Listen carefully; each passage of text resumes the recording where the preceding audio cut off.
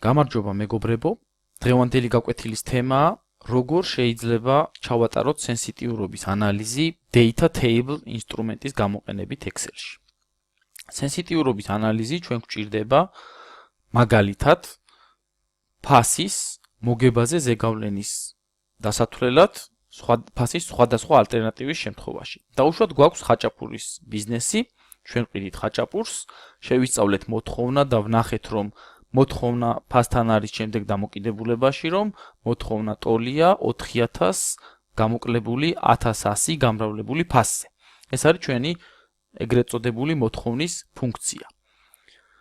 ჩვენ ვიცით ასევე სხვა პარამეტრები ბიზნესის, როგორიცაა ერთი ხაჭაპურის წარმოება და თვითღირებულება არის 90 თეთრი, ასევე ყოველთვიურად ჩვენ ვიხდით 1800 ლარის ოდენობის იჯარას. ჩვენ შემდეგ ვაკეთებთ ყოველთვიური მოგების კალკულაციას, სადაც გვაქვს ხაჭაპურის ფასი, მოთხოვნა ხაჭაპურზე, ჩაწერილი ჩემს მიერ ნახსენები მოთხოვნის ფუნქციით.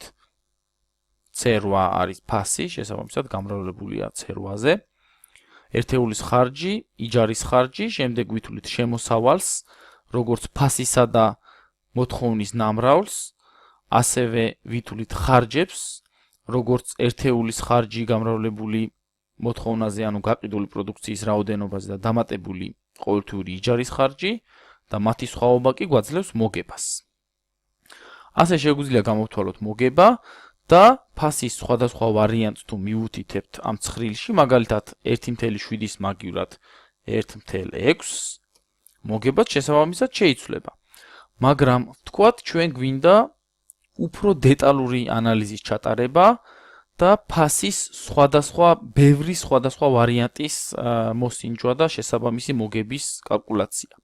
ამისთვის ჩვენ გვჭირდება სენსიტიურობის ანალიზი, რომლისთვისაც უნდა ავაგოთ სპეციალური ცხრილი. ამ ცხრილში გვაქვს ორი სვეტი, ერთში უნდა მივუთითოთ ფასების სპექტრი, ამ შემთხვევაში მითითებულია 1.5 ლარიდან დაწყებული 3 ლარის ჩათვლით 10 თეთრიანი ნამატით ყველა ფასის კომბინაცია.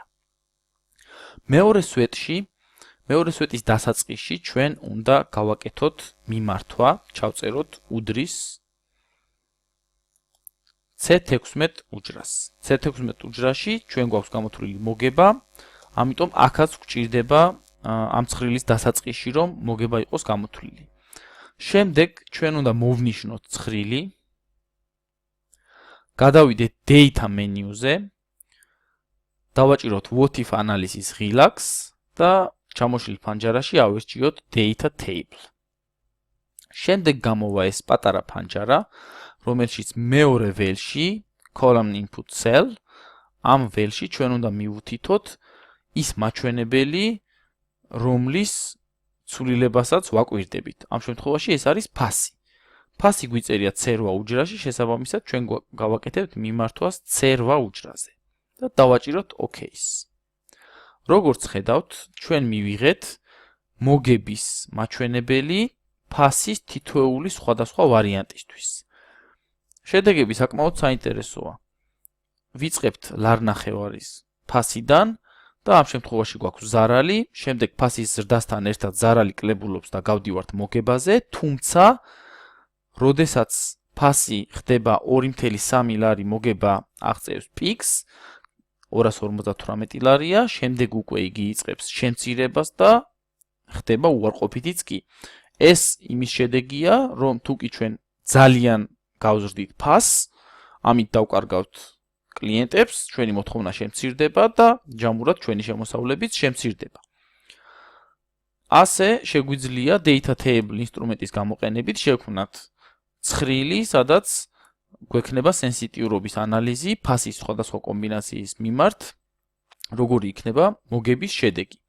რა თქმა უნდა, ესეთი ტიპის გატესტვა, ესეთი ტიპის სენსიტიურობის ანალიზის ჩატარება ჩვენ შეგვიძლია ნებისმიერ სხვა კალკულაციაზე, სადაც გვაქვს შემავალი ცვლადები და გვაინტერესებს ამ შემავალი ცვლადების სხვადასხვა მნიშვნელობას, რა საბოლოო საშედეგო ცვლადი შეესაბამება.